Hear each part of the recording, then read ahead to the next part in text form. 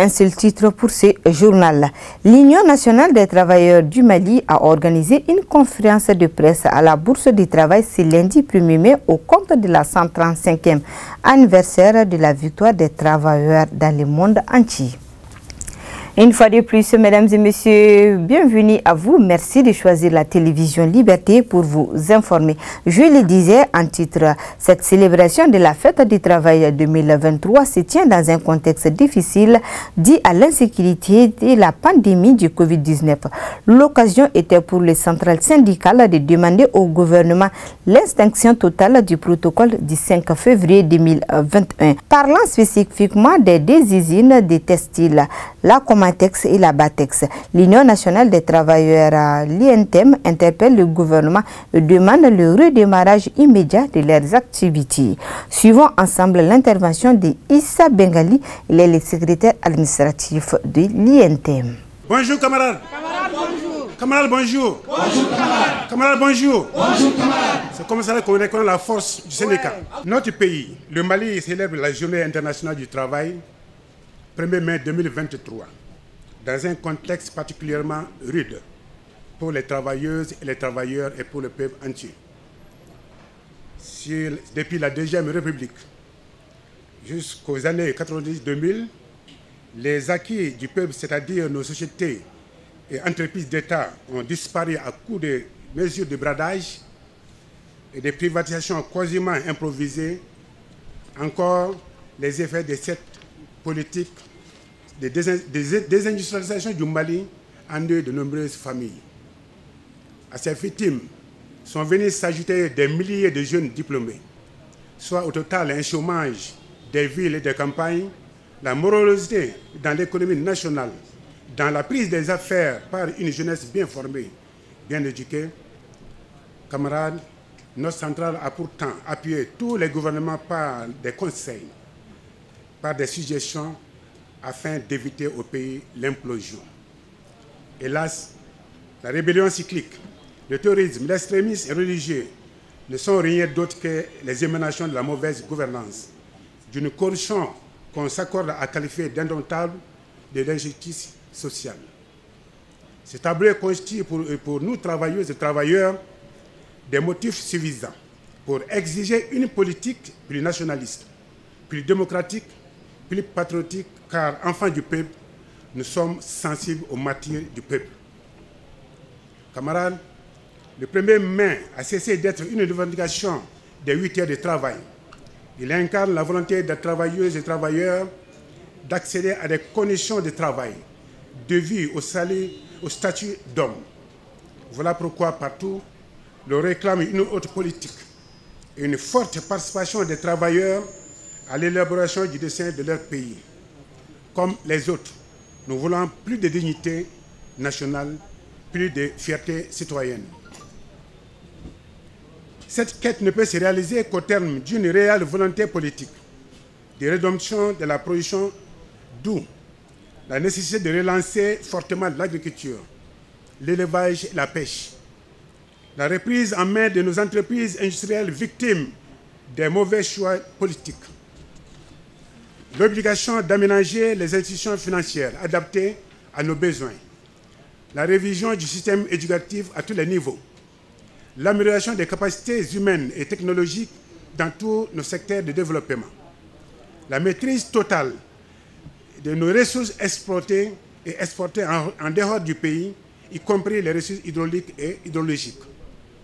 Il s'agit aussi d'améliorer la situation politique partisane afin que les futurs dirigeants soient des fils et des filles de la nation qui les placent au-dessus de toute autre considération. L'UNTEM, dans cette croisade de redressement du Mali, est prête à toute collaboration utile et sincère tant qu'il s'agit des intérêts du pays. L'UNTEM en appelle aux citoyens à rupture de banc avec leur pays, à rejoindre le rang, car l'avenir est une construction de toutes les forces vives de la nation. L'une des particularités de la fête du 1er mai 2023, c'est la non-confection des tenues de fête.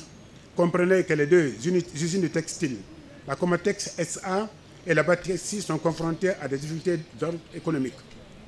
La Comatex SA a arrêté toute production. Même si la Batexi produit timidement, il faut reconnaître qu'elle est confrontée à de sérieuses difficultés économiques qui rendent les prix des tissus relativement chers pour nos militants. Une façon aussi pour l'UNTEM d'interpeller le gouvernement face à ses responsabilités dans la privatisation dont sont victimes aujourd'hui les deux entreprises. L'une des revendications phares de l'UNTEM restera toujours le redémarrage immédiat de la Comatex SA et des mesures d'accompagnement pour la Batexi.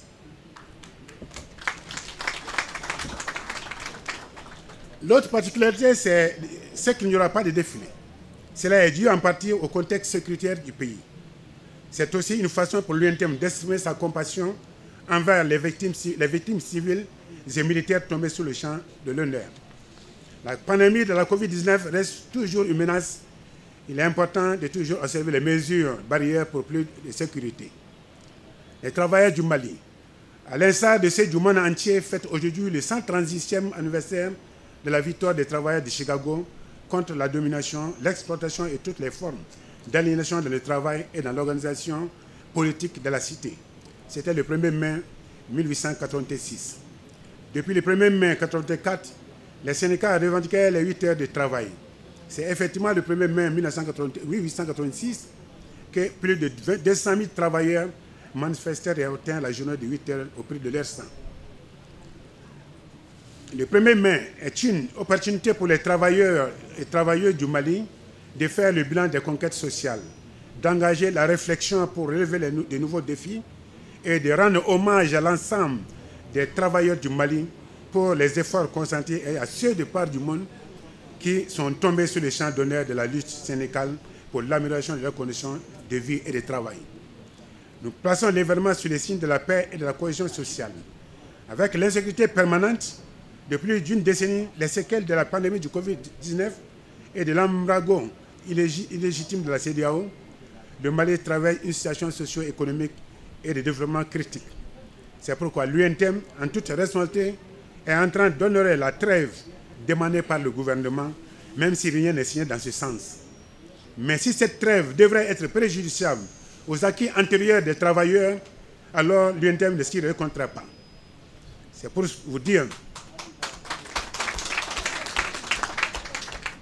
vous dire que l'UNTEM tient à l'extinction totale du protocole du 5 février 2021. Il faut reconnaître néanmoins les efforts consentis par le gouvernement.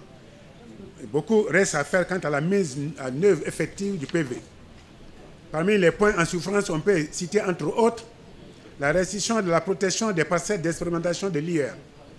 S'il est vrai que la recherche est au service du développement, cette zone d'utilité publique dédiée à la recherche doit être protégée des prédateurs. De 1068 hectares au temps du président Moussa Traoré, jalousement conservé, l'ère de la démocratie a vu l'IR dépouillée d'une grande partie de ses terres. Les 268 seulement qui restent constituent la convoitise de bon nombre de prédateurs, notamment la mairie de la commune 1, quand bien même que la zone soit clôturée à hauteur de 333 millions par la Banque mondiale. Vous comprenez déjà le développement de l'UNTEM face à cette situation. On ne peut pas comprendre qu'on a besoin de développement. Et le développement passe d'abord par l'agriculture grande tâche. Et c'est au moment qu'on a une zone d'expérimentation que des gens se permettent, pour leurs besoins personnels, de mostrer ces parcelles. L'UNTEM n'est pas d'accord, nous ne serons jamais d'accord, et on va se battre pour l'exploitation totale secteur. Cette situation est devenue très préoccupante pour l'UNTEM qu'elle interpelle les autorités à faire prendre toutes les dispositions nécessaires pour mettre fin à la spéculation foncière à ce niveau. L'intégration des enseignants des ECOM pose problème aujourd'hui parce que le gouvernement n'est pas en train d'honorer le quota accordé dans le PV du 5 février. Ce quota a été de 600 enseignants par an et qui pourrait même être relevé à la hausse dans les jours à venir. Ce rappel des quotas de 2022 et 2023, il faut reconnaître qu'il n'y a pas eu d'intégration. Nous réclamons ces 1200 à recruter. Ça, quand même, c'est une demande phare de l'UNTEM. La session de travail compressé et des partants volontaires. Il faut reconnaître qu'il y a eu des pas énorme de la part du gouvernement. Si nous prenons le cas des compressés, déjà comprenez qu'à ce niveau, on a beaucoup avancé. Et pour rappel, beaucoup d'entreprises aujourd'hui sont soldées. Mais il faut reconnaître que le point reste toujours d'actualité. Parce que si nous prenons les 5 entreprises qui étaient sous contrôle de l'UNTM, notamment la CIMECMA, l'hôtel Azara Tombouctou, l'ICOMA, la Comatex et la Batex et l'ITEMA éventuellement, ces entreprises sont en phase de traitement. On a totalement soldé la SMECMA, totalement soldé l'hôtel Azara Tombouctou, mais par rapport à l'ICOMA, il y a des avancées notoires. Mais parmi ces groupes, il y a un groupe qui reste toujours en souffrance. Et il s'agit surtout des 147 camarades qui étaient en sitting ici à la Bourse du Travail, où l'État a accepté de les prendre en charge dans le plan social. Et maintenant, leur cas est en souffrance au niveau du gouvernement. Mais je pense que la volonté est là pour qu'on puisse finir avec ça. Il s'agit déjà de faire leur mandat et le reste, on attendra le paiement de l'argent. Il y a beaucoup qui attendent aussi, même les 431 de UCOMA. Pratiquement, l'État a fini de plonger, il y a une minorité qui reste à être payée. Donc, ça veut dire qu'il y a des avancées de l'histoire déjà par rapport aux compressés. Quand il s'agit maintenant des patents volontaires, c'est des problèmes aussi qui sont là. Je pense qu'il y a des avancées notoires par rapport à ce point. Parce que nous avons tenu beaucoup de réunions, et pas plus qu'avant-hier, sinon le vendredi passé, on était déjà encore au ministère par rapport à cette question des patents volontaires. Aujourd'hui, je pense que nous sommes en train d'aller vers un compromis qui va soulager tout le monde. En défaut, sinon à l'absence de l'accord cadre, nous avons voulu une gestion sociale du problème. Et nous sommes dans cette gestion. Et nous sommes en train de faire en sorte que chacun puisse avoir son compte vraiment dans l'issue favorable de cette situation.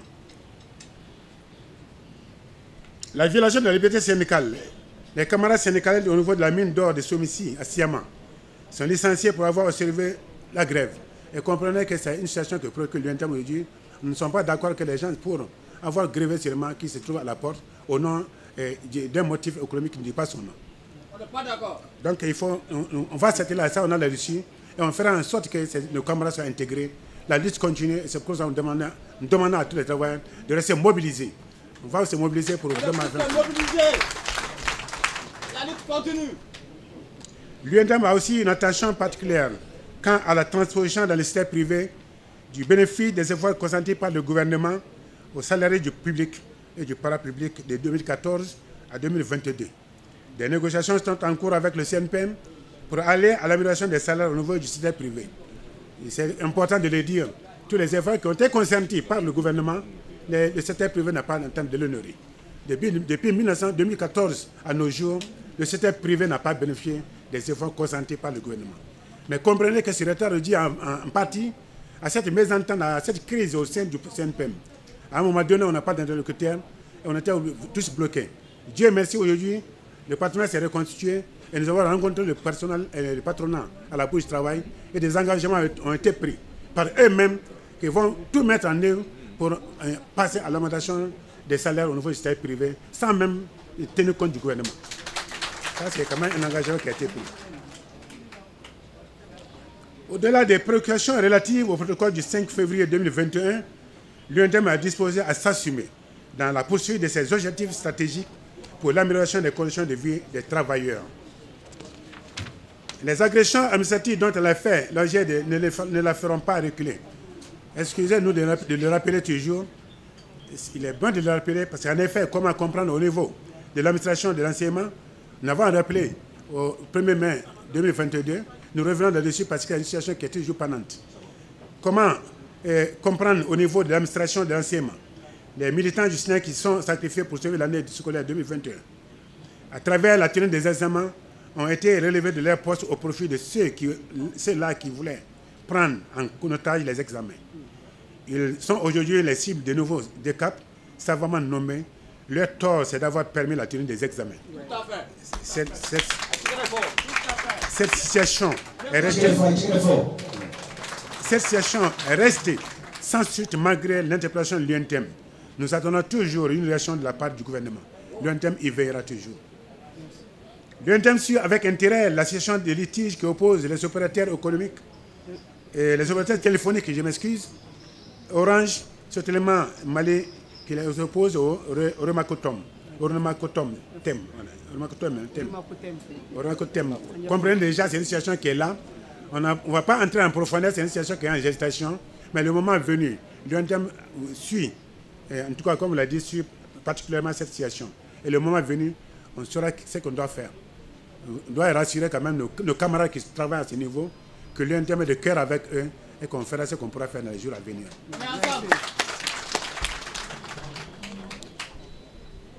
L'UNTEM,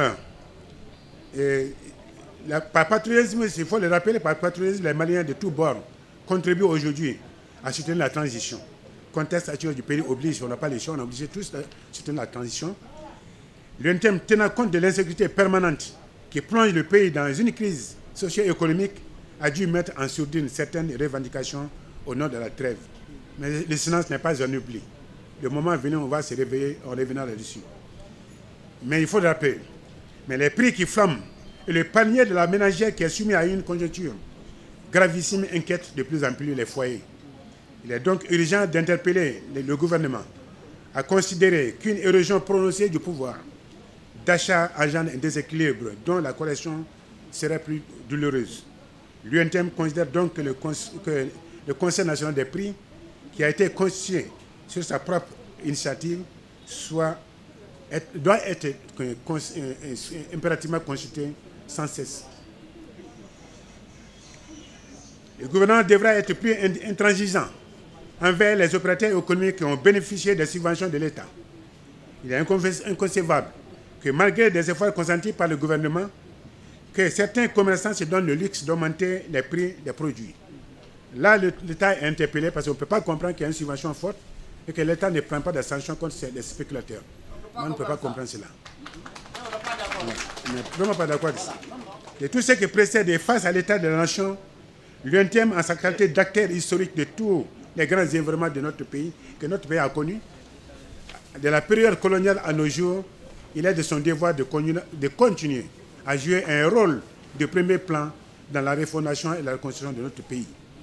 Aucun pouvoir politique, aucun régime ne peut dénier ce droit à l'UNTEM. Dans le cadre de la recherche de solutions pour l'apaisement du climat social, en milieu du travail, l'UNTEM a accepté et participé activement aux travaux de la conférence sociale. Les recommandations qui y sont issues et au nombre de 139 constituent désormais la feuille de route pour les différents acteurs du monde du travail. Il est important de signaler que la conférence a bénéficié du soutien physique et technique du BIT. Parmi ces 139 recommandations, on fera économie là-dessus. Je pense qu'on avait envoyé les documents à son temps, mais il est mieux quand même de rappeler certains points saillants, qui sont notamment l'organisation des élections professionnelles à un moment donné, pour donner encore plus de sens au syndicalisme au Mali. Il y a également aussi la mise en place d'un cadre national de dialogue social. Parce qu'au Mali, nous sommes avancés en matière de dialogue social. Nous avons beaucoup de mécanismes de dialogue social, mais en réalité, on n'a pas un cadre formel, un cadre national de dialogue social. Et le Mali est le seul pays dans la zone CEDEAO n'a pas envoyé un cadre de dialogue social, un cadre national de dialogue social. Voilà pourquoi dans les recommandations, on demande à ce que cette commission soit mise en place. Il faudra en même temps aussi noter également la violation de la liberté syndicale, c'est un point important qui nous concerne. Nous avons c'est une recommandation. Il faut que désormais tout le monde veille à la violation de la liberté syndicale. C'est un point parmi tant d'autres, parce que c'est 139, on ne peut pas tous les citer ici, mais comprenez déjà que nous sommes dans cette logique et qu'il faut vraiment aller d'abord. Mais il y a aussi, comme on appelle le pacte de stabilité pour la croissance. Il est important de le mettre en place, parce que c'est une façon aussi, qu'il va contribuer aussi à la restauration et la consolidation de l'apaisement du climat social. Et ça, c'est le gage vraiment d'un développement économique durable. Ça aussi, c'est vraiment important, il faut le signaler ici. Et je pense que le gouvernement est déjà en gestation. Il veut qu'on accélère déjà la mise en place des documents, un projet est déjà élaboré. On attend déjà un atelier d'évaluation pour aller vraiment à l'adoption de ce pacte de solidarité pour la croissance qui devrait, dans les 5 ans à venir, gérer le monde du travail. Donc on fera l'économie des autres points. Par ailleurs, L'UNTM note avec satisfaction la montée en puissance de notre vaillante armée et lui témoigne tous sa solidarité. L'UNTM félicite les forces armées et de sécurité pour leur détermination et pour les sacrifices consentis. C'est l'occasion de s'incliner devant la mémoire des victimes civiles et militaires tombées sur les champs de l'honneur et souhaiter prompt rétablissement aux blessés. L'UNTM invite les pouvoirs publics à prendre toutes les mesures pour mettre fin aux multiples délestages d'eau et d'électricité qui commencent à causer préjudice aux populations. On ne peut pas comprendre avec les potentialités que nous avons au Mali et qu'aujourd'hui on se trouve encore dans cette situation précaire en termes d'énergie et d'électricité. Il n'y a aucun développement durable tant qu'il n'y a pas l'électricité. Donc vraiment les autorités sont interpellées par rapport à ça. Il faudra exploiter en tout cas les potentialités locales pour qu'on puisse s'en sortir de cette situation. Par ailleurs, l'UNTM exprime sa satisfaction quant à la montée en puissance des forces armées maliennes dans la lutte contre le terrorisme et félicite leur détermination à assurer la sécurité des Maliens. Restons toujours avec la célébration du 1er mai, journée internationale pour les travailleurs du monde entier. Suivons quelques réactions de quelques travailleurs. Le 1er mai, c'est une journée internationale pour tous les travailleurs et travailleuses du monde entier. Cette journée n'a pas été acquise de manière facile, je pourrais dire. Parce que pour qu'on puisse avoir cette journée de lutte et de célébration, ça a été une longue lutte d'abord depuis de longues années. Aujourd'hui, ce que je peux dire pour cette journée, ça permet aux travailleurs et travailleuses de pouvoir s'exprimer, de parler de leurs doléances, de tout ce qui les gangrène dans leur quotidien. Cette journée se célèbre partout dans le monde et ça a une importance capitale. Donc à cela, j'ajoute que c'est très bien de le célébrer pour rappeler à chacun de nous, que ce soit homme ou femme, qu'il a des droits en tant que travailleur et travailleuse. Moi, je pense que c'est une journée noble qui marque le combat des ouvriers qui voulaient du changement. Il y en a qui ont fini par périr au péril de leur vie et avoir satisfaction. Donc, je ne peux qu'avoir du respect pour ces gens qui ont commencé ce combat et qui continuent tout le jour. Parce qu'il faut savoir que partout en Europe et surtout dans le monde, c'est pendant le mois de mai que les grévistes, les travailleurs sortent pour faire leurs revendications. Le 1er mai, ou Journée internationale des travailleurs, est une journée internationale de lutte pour les droits des travailleurs. Est une journée de célébration des combats des travailleurs et des travailleuses. Elle est célébrée dans la plupart des pays du monde. Biedon ye don mina kɛrɛnkɛrɛnnen do baarakɛlaw tɔgɔ la n'o ye 1er mai ye biedon ba de anw baarakɛlaw bolo ko sabu kɛ laɲini dɔw de sabatira baarakɛlaw fɛ ka wulikajɔw caman sabati yaasa an bɛ baara mun na k'an bolo di ɲɔgɔn ma ka kɛlɛ kɛ kosɛbɛ baara in laɲiniw bɛ se ka sabati cogo min na parce que diɲɛlatigɛ baara o baara fo tɔnɔ de ka yala fo nafa de ka yala a lawulikun ye an bɛ se ka nafa sɔrɔ an ka baara la baara tɔnɔ yɛrɛ bɛ se ka kɛ fɛn jumɛn ye o tɛ taa cɛsiri ani timinandiya kɔ o tɛ taa bolo di ɲɔgɔn ma kɔ yaasa baarakɛyɔrɔw bɛ se ka taa ɲɛ cogo min na ni baarakɛyɔrɔ ye san sɔrɔ ka ban baarakɛlaw fana bɛ san sɔrɔ donc n'o kɛra tɔnɔ bɛ se ka ye baara kɔnɔna la bɛɛ lajɛlen kana kɛ baara la ten ko tɔgɔ don ko n ka k'a la fo nafa de ka ye a kɔnɔna la o de kama baarakɛlaw wulila k'u bolo di ɲɔgɔn ma ka kɛlɛ kɛ ka nin don kɛrɛnkɛrɛnnen sigi sen kan yaasa i ka dɔn k'a fɔ an bɛ se k'an ka baara tɔnɔ sɔrɔ cogo min na an fana bɛ se k'an disi gosi n'an ka baara ye cogo min na a nacogo ɲana kojugu parce que diɲɛlatigɛ ko ko n'i bɛ a la fo i ka tɔnɔ ye a la f'i ka dɔn k'a fɔ i ka baara tɔnɔ ye fɛn min ye f'i ka nisɔndiya sɔrɔ i yɛrɛ bakun na fɔlɔ ka nisɔndiya sɔrɔ i ka baara la k'a ɲini k'a dɔn sariyaw fana ka kɛ ko la parce que ni sariya tɛ diɲɛlatigɛ ko la a man di donc ni sariya donna diɲɛnatigɛ ko ko la taaɲɛ bɛ sɔrɔ o de la o de kama baarakɛlaw farala ɲɔgɔn kan ka nin don in sigi sen kan bon ne b'a dɔn fɛnɛ ɲɛ sɔrɔla la a ɲɛ yira fɛnɛ wa nafa fɛnɛ ka bon fo ka taa fɔ a to ten. Et c'est ce qui met fin à ce journal-là de la télévision Liberté. Nous vous donnons un rendez-vous demain, Inch'Allah, à la même heure. Que Allah subhanahu wa ta'ala bénisse notre pays et le Mali.